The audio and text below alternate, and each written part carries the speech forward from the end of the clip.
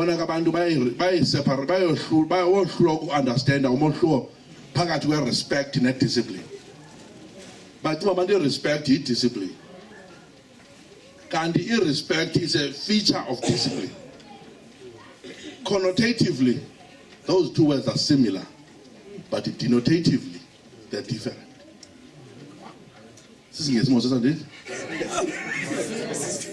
Lama gama xa siwajongile omabini abufana andithi kodwa intsingiselo zawo zohlukile.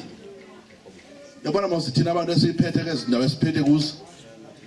Abantu abanembeko umuntu xa ungena emzini ade akusukela esitulweni aphakame akubonakalise kunembeko. Uba ufike esikolweni abonakalise uba hey ungena umuntu onembeko ubulele bayi unembeko uthisha lawo labanye uprincipal. Uqale ngozama umeza sidiscipline mfundisi khona iphathele iplan yakho ethile uqala. Oh xolo mhlekazi andinayo. Atsho ngembeko.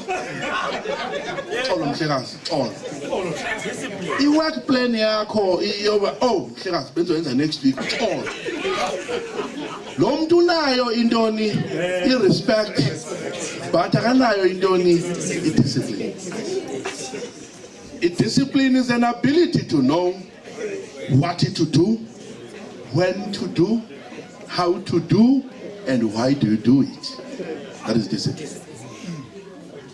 Ungayimvuza yembeko umoswe nezihlangu umuntu kodwa una discipline you are nothing.